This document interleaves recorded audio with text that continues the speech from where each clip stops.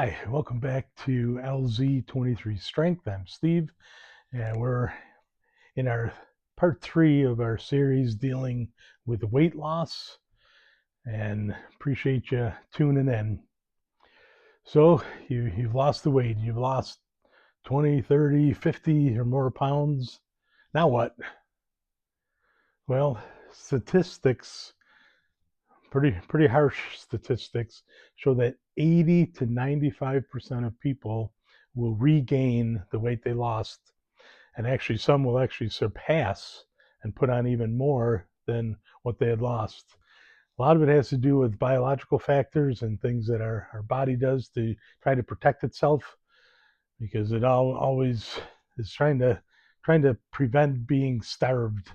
So a lot of different things happen with our metabolism, our hormones, different things as we age, all our factors. But if we do the right things, we can counter that. We can overcome that. So really, most things in life, we do have a choice. They might be hard choices, they might be challenging, but we're up for the challenge, right? I like to use the analogy, and I've used it before and use it in this case too, is the analogy of climbing Mount Everest.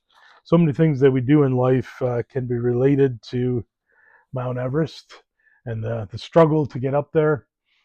Well, in this case, if you've lost the weight, you've reached the top of your Mount Everest.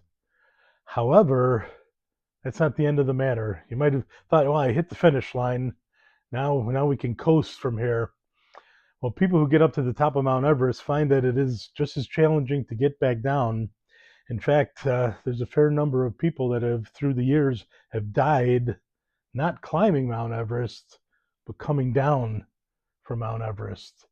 So, using that analogy, how can you be one of the ones that doesn't put the weight on, that stays where you are, that continues in your health transformation, that you can continue to have a good health span and longevity?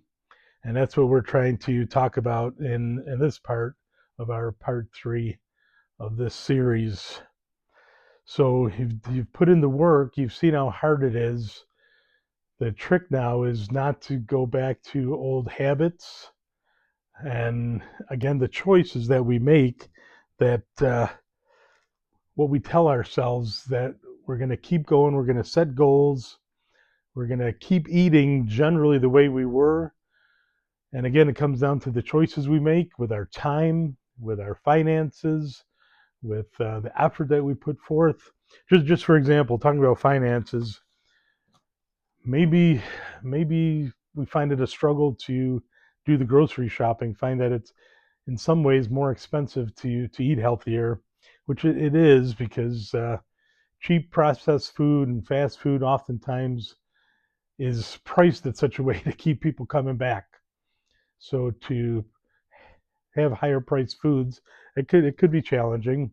Not to mention the time factor in shopping for these, preparing, keeping ourselves educated, and preparing the food for during our going to work. So prices involved, and even maybe joining a gym or buying fitness equipment for our home.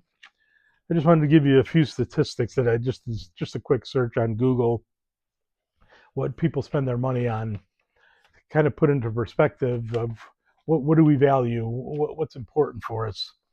People who spend money on season tickets for the 4 major sports: football, baseball, basketball, and hockey, spend anywhere from $1,000 to $10,000 or more, depending on if you're in some of the biggest cities where the biggest draw is. Could spend up to 10,000 or more on season tickets.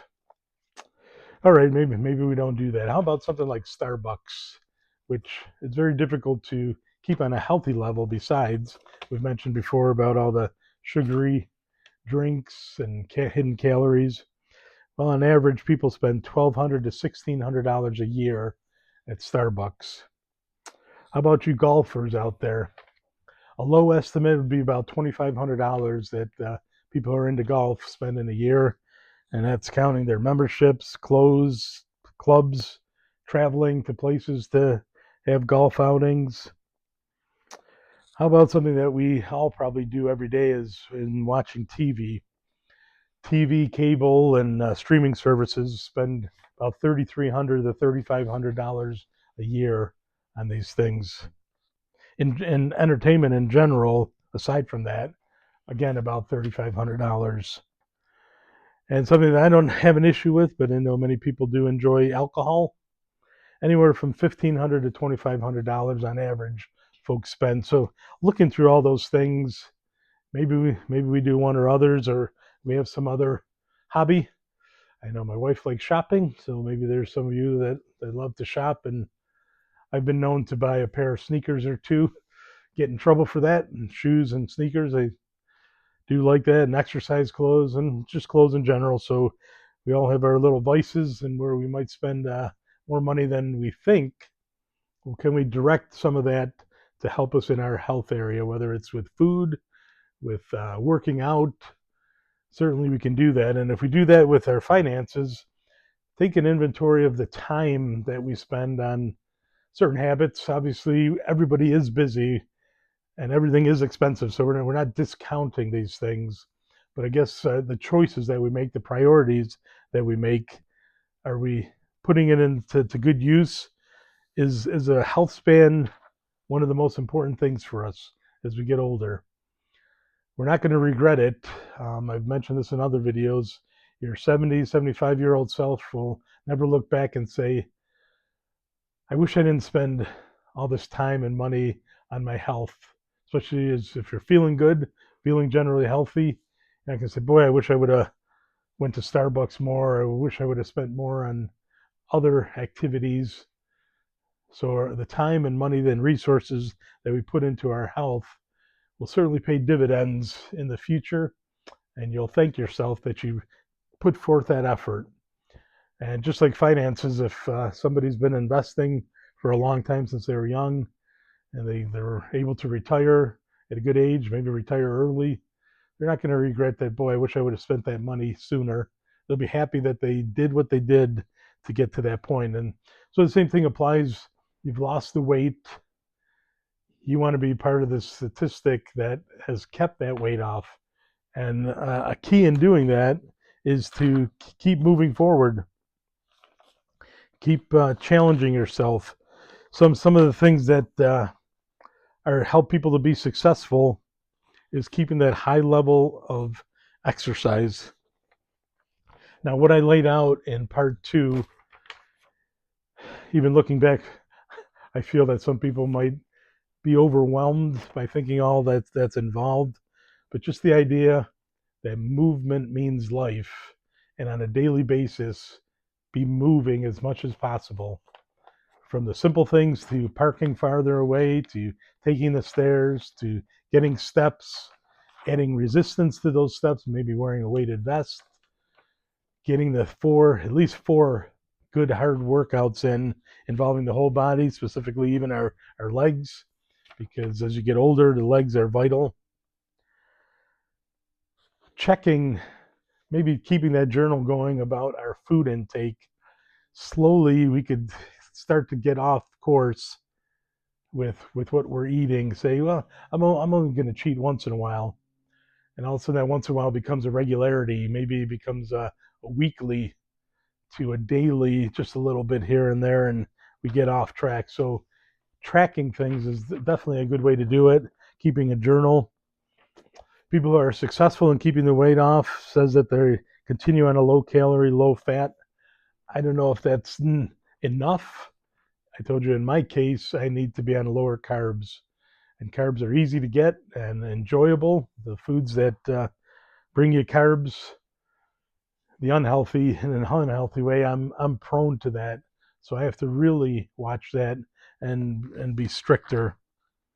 As we talked about, breakfast or your first meal of the day, keeping that a high protein, making protein really the foundation, because we want to keep our muscle mass, and especially as we get older, that's vital for us to remain strong so that we can avoid falls in the future. So keeping protein at a high level. Again, I think lower carbs is good for probably most people, and the high protein is going to have that satiety, keeping us full longer. But again, it's our choices. We could reach the top of Mount Everest and in our mind think, well, we made it. I can take it easy a little bit. But it's so easy to slide and so easy to fall back into old patterns. So we don't want to be of that sort. We want this to be a long-term solution. We want it to be a health transformation, because where you're at right now, if you've lost that weight, the clothes feel better, your health feels better. So we want to keep that momentum going in the right direction. So while we might not have to be as strict in all these areas, it still needs to be a priority in our lives. So I encourage you to come back to this from time to time and other videos. Find things that are going to keep you inspired and motivated. Don't give in and give up. Remember, 80 to 95%. So if there's 10 people, 8 or 9 of them are going to put the weight back on. Don't let that be you. Again, I go back to my friend. I didn't know him, but I call him my friend because I think he had so much wise advice. Jim Rohn. He says people are going to fail. People are going to do dumb things. They're going to do all sorts of things that we can learn from. But he said, don't let that be you. That's what I'm imploring you. People are not. They're going to ignore the advice. They're going to do what they want when it comes to food and alcohol and snacks and sweets and treats, and give up on some of the exercising. Don't let that be you. You give it your 100%, and you are going to be thrilled that you did. So remember, here at LZ23 Strength, we strive to exert ourselves. I encourage you to do that. That's going to help you keep the weight off. We elevate our health. Remember, sleep is an important part, even with weight control. And we evolve in mind and body. So keep learning, keep watching videos, keep watching my videos. I have many of them dealing with all these areas, dealing with health span and longevity. So exert, elevate, and evolve. Don't give up. Keep fighting the good fight. And smash the like button and the subscribe button. And we look forward to talking to you in the future. There is one more area that I'll try to give attention to soon that could help in these areas. That's intermittent fasting and time-restricted feeding. We'll try to give that some attention in the near future as well. Take care and keep fighting. Movement means life.